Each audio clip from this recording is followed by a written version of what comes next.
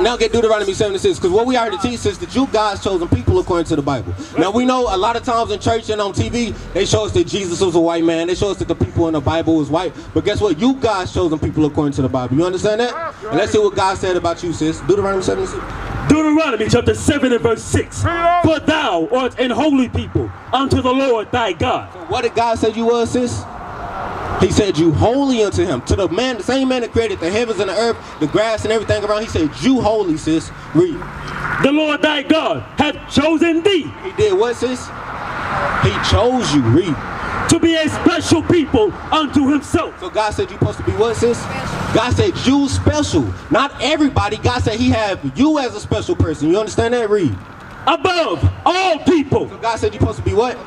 Above all people. Read. That are upon the face of the earth. So sis, God said you, even though we in the hoods, we in the ghettos, God said you supposed to be above all people that's on the face of the earth. You understand that? Now let me ask you a question. Why do you smoke cigarettes? Because when I talk to a lot of our people smoke cigarettes for the same reason. Come chop it up with me, sis. A lot of times we smoke cigarettes because we started off smoking weed or because we depressed. Why do you smoke cigarettes? Be real. I got depression. Depression, right? So give me Jeremiah 17 and 4 first. Jeremiah 17 and 4. What a lot of our people don't understand is the Bible shows us how to deal with all of our situations. Why? Because the Bible is a black man's book. Anything that we as black and Hispanics go through, the Bible tells us how to overcome that. You understand what I'm saying to you? Yeah. Now watch this. Jeremiah 17 and 4. Jeremiah chapter 17 and verse 4. And thou, even thyself. So Jeremiah said the Israelites, God's chosen people, the blacks and Hispanics, read. Shall discontinue from thine heritage. So Jeremiah said we will do what in 2020? Get discontinued from our what?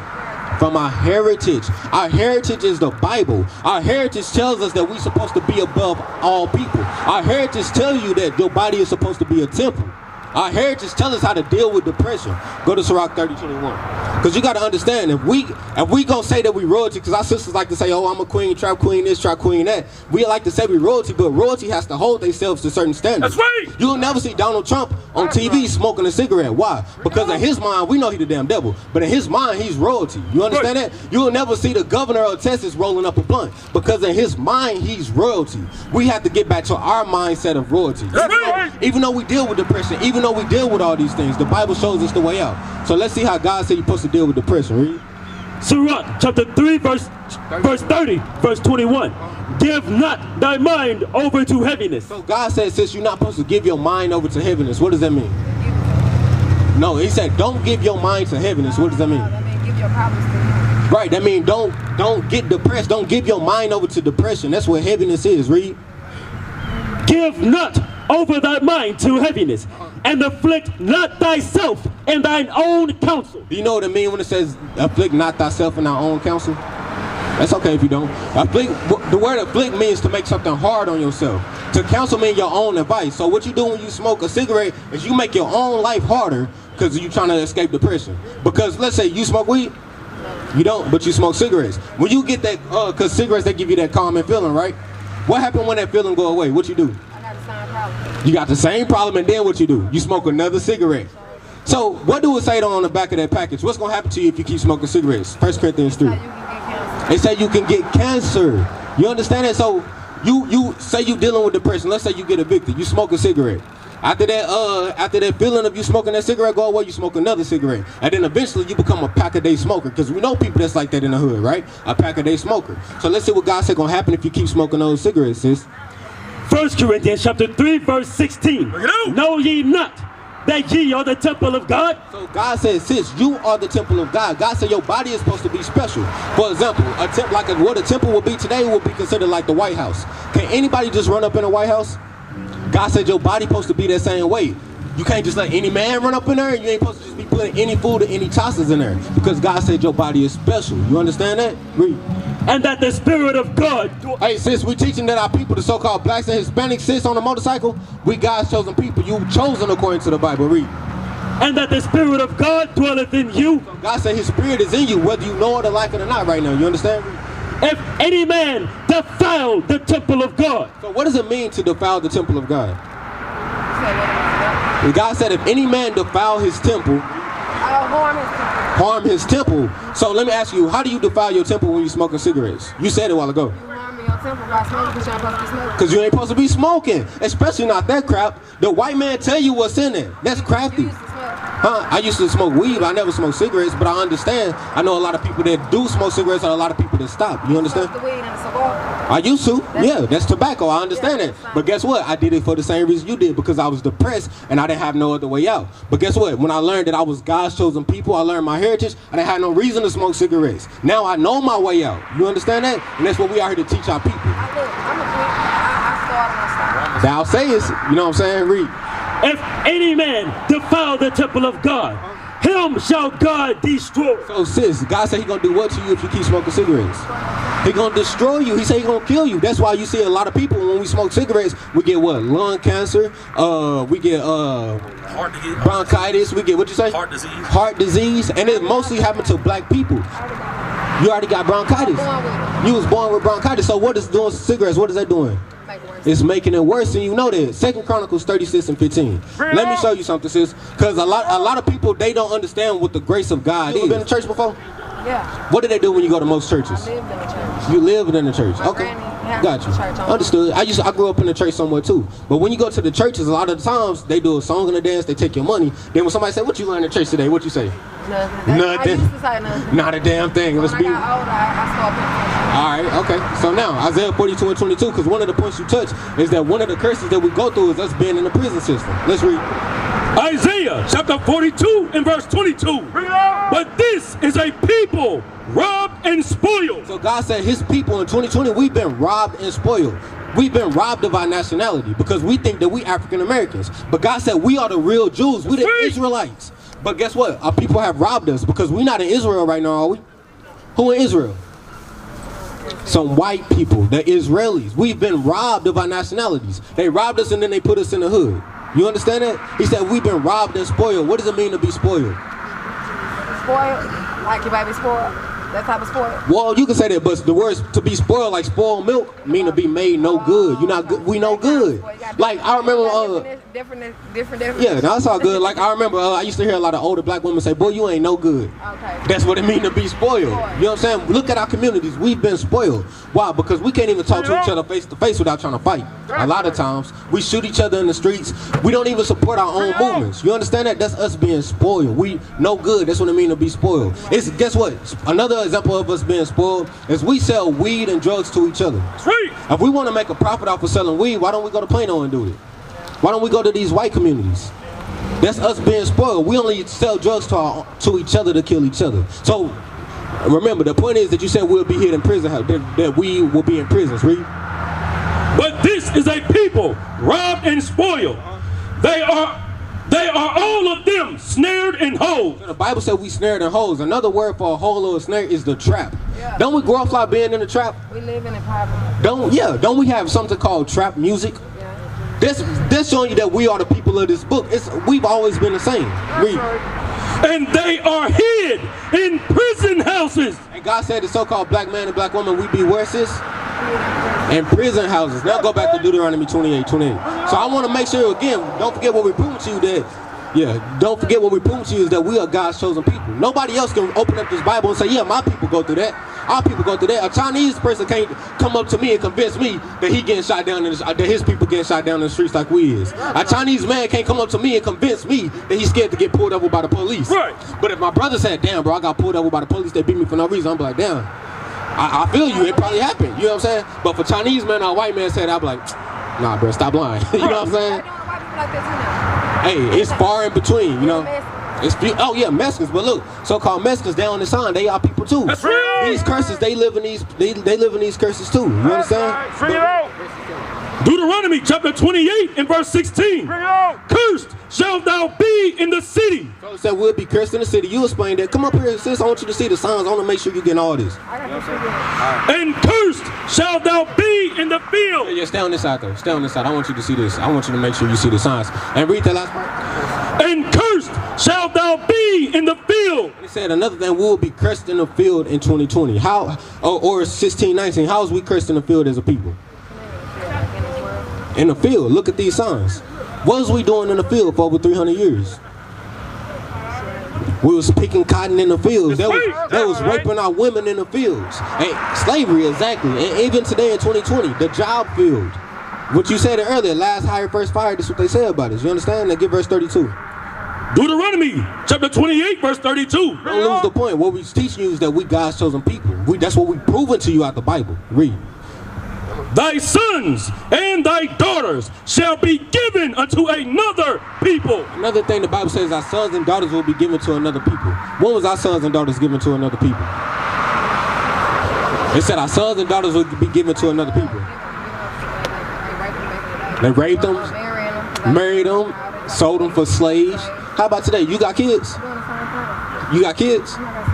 Dang, all praise to the Most High. If you married, then that's a whole different story. We'll touch on that later. But you said you got 7 kids. Your kids go to public school? Nah. They don't? They ain't going to. All praise to the Most High. I'm happy you said that. But a lot of our kids go to public schools. You know what I'm saying? And when you send your kid to a public school, exactly, they learn a white man's curriculum. It start before that. It start in the womb because they try to give our women all kind of medicines and stuff. But the point is, our sons and daughters will be given to another people. Read. That's right. And thine eyes shall look and fail with longing for them all the day long. And there shall be no might in thine hand. When our sons and daughters were sold to another people, it was nothing we can do about it. You understand that? Get verse 48.